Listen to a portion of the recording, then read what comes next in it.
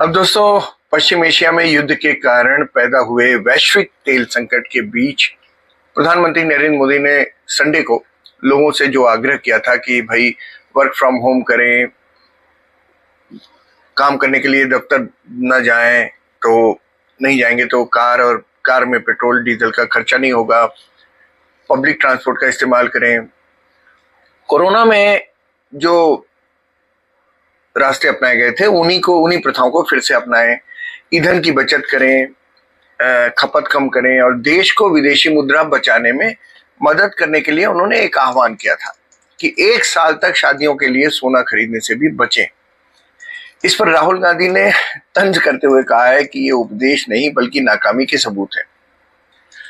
अब social media platform x पर लिखते हुए राहुल गांधी ने लिखा कि मोदी जी ने कल जनता से त्याग मांगे हैं कि सोना मत खरीदो, विदेश मत जाओ, पेट्रोल कम जलाओ। राहुल गांधी तो खैर विदेश जाएंगे तो साल में 8-10 बार जाते। तो विदेश मत जाओ, पेट्रोल कम जलाओ, खाद और खाने का तेल कम करो, मेट्रो में चलो, घर से काम करो। ये उपदेश नहीं, ये नाकामी के सबूत हैं, कहते हैं राहुल गांधी। अब राहुल गांधी ने आगे क्या लिखा है कि 12 साल में देश को इस मुकाम पर ला दिया कि जनता को बताना पड़ रहा है कि क्या खरीदें क्या ना खरीदें, कहां जाएं कहां ना जाएं। हर बार जिम्मेदारी जनता पर डाल देते हैं कि ताकि खुद जवाबदेही से बच निकलें। देश चलाना अब कंप्रोमाइज्ड पीएम के बस की बात नहीं है। अब राहुल गांधी के पास हमेशा कोई न कोई ऐसा शब्द होता है। पहले वो कहते थे चौकीदार चोर है, राफेल वाले मामले में शुरू कर दिया था उन्होंने, सुप्रीम कोर्ट से डांट पड़ी, माफी मांगी। अब कह रहे हैं वो कॉम्प्रोमाइज्ड पीएम है, मतलब ऐसा प्रधानमंत्री जिसने समझौते कर लिए हो देश के इंटरेस्ट के साथ। तो वो कहते हैं कि कॉम्प्रोमाइज्ड पीएम के बस की बात नहीं है देश चलाना। दरअसल हुआ ये था कि तेलंगाना का एक कार्यक्रम था जहां नरेंद्र मोदी ने कहा कि कोरोना काल के दौरान हमने work from home, online meeting, video conferencing जैसे तरीके अपनाए थे और कई ऐसी प्रणालियां विकसित की थी कि जिससे बहुत फायदा हुआ, हमारा पैसा बचा। उन्होंने कहा पूरी दुनिया में पेट्रोल डीजल इतना महंगा हो गया है युद्ध के कारण, एक तो रशिया यूक्रेन युद्ध और दूसरा ईरान अमेरिका युद्ध। उसकी वजह से पेट्रोल डीजल इतना महंगा हो गया कि ये सब हम सभी की जिम्मेदारी है कि पेट्रोल डीजल खरीदने पर खर्च होने वाली विदेशी मुद्रा को भी पेट्रोल डीजल की बचत करके बचाया जाए। आगे उन्होंने कहा कि मैं लोगों से अपील करूंगा कि वो 1 साल तक शादियों के लिए सोना ना खरीदें। खाने के तेल के मामले में भी यही बात लागू होती है कि बाहर से आयातित होता है, तो उन्होंने कहा कि इसके आयात पर हमें विदेशी मुद्रा खर्च करनी पड़ती है, तो इसके लिए खाने के तेल के लिए हमें विदेशी मुद्रा खर्च करनी पड़ती है, तो इसे मत यूज करें।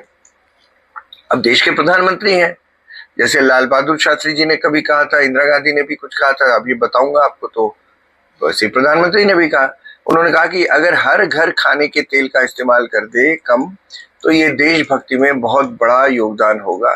इससे राष्ट्रीय कोष का, नेशनल ट्रेजरी का स्वास्थ्य भी सुधरेगा और परिवार के हर सदस्य का स्वास्थ्य भी सुधरेगी। तो कितनी अच्छी बात है।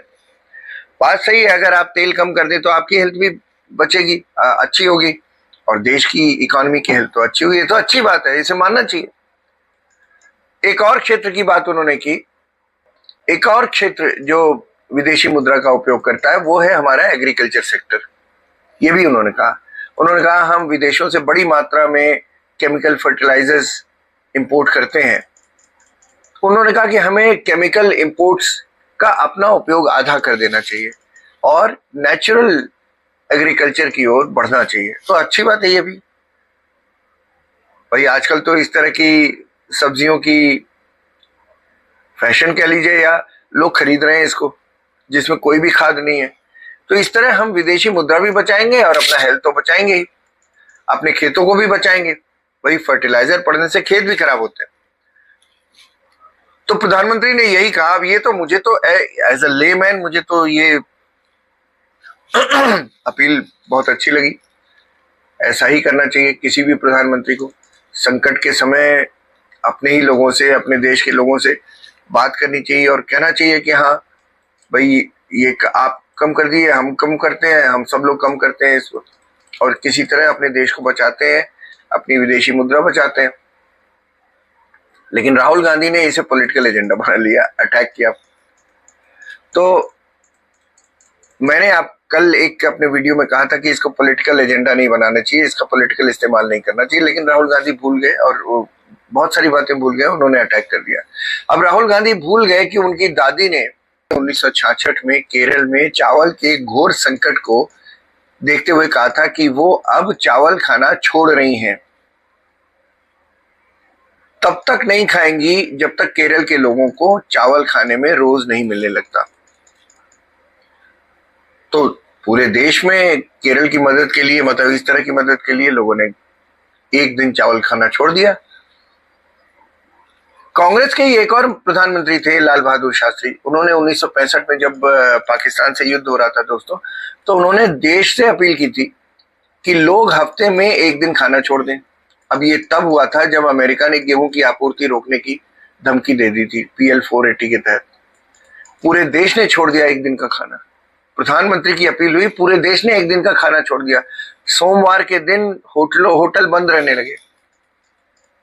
जय जवान जय किसान का नारा इसी वक्त उन्होंने दिया था। तो दोस्तों, वक्त वक्त पर देश के प्रधानमंत्री इस तरह के मैसेज देते रहे हैं और लोग इसे मानते भी रहे हैं, लेकिन इसका पॉलिटिकल इस्तेमाल नहीं करना चाहिए, ये एक बड़ी बात है। लेकिन राहुल गांधी इस पर नहीं चलते, उनका रास्ता दूसरा है। अब दोस्तों, कल भी मैंने कहा था कि आज भी कह रहा हूं, मैं कल भी कहा था मैंने कि इसका पॉलिटिकल इस्तेमाल नहीं करना चाहिए। एक प्रधानमंत्री ने अपील की अपने देशवासियों से, तो उसको इस तरह लेना चाहिए। आप याद कीजिए, मनमोहन सिंह तो देश का सोना ही गिरवी रखाए थे चंद्रशेखर के समय में, जब वो अर्थ मंत्री थे। तो बाद में राहुल गांधी की माताजी ने ही उन्हें PM बनाया भी, तो ये भूल गए राहुल गांधी। तो दोस्तों, क्या होता है कि प्रधानमंत्री का पद जो होता है वो देश के पिता की तरह होता है। कोई भी प्रधानमंत्री हो, वो इंदिरा गांधी हो, लाल बहादुर शास्त्री हो, जवाहरलाल नेहरू, उनको देश के सामने आसन्न संकटों की पहले से पहचान हो जाती है। उनके अफसर, उनके जानकार वो सब बता देते हैं कि अब ये हो सकता है, तो इससे बचने के लिए पहले से वो बता देते हैं कि भाई अगर हम लोग ये ऐसा करें तो सरकार अपने लेवल पर तो जो करती है करती ही होगी, कर ही रही होगी, उसने तैयारी भी की होगी। लेकिन उन्होंने कहा कि अपनी तरफ से अगर हम कोई, हर भारतवासी एक एक स्टेप चलेगा, उसमें भी बहुत आसानी होगी सरकार को काम करने में। फेयर एनफ, ठीक बात है, इसे पॉलिटिकल एजेंडा नहीं बनाना चाहिए किसी। लेकिन राहुल गांधी के पास कोई एजेंडा ही नहीं है एक्चुअली। तो नहीं एजेंडा है तो एजेंडा लेस आदमी क्या करेगा? एक ठीक ठाक चीज को भी कैच करके उसको भुनाएगा। इसीलिए राहुल गांधी का भी भविष्य नहीं है। ममता बनर्जी का खत्म है, लेकिन राहुल गांधी का भी खत्म है, देखिएगा।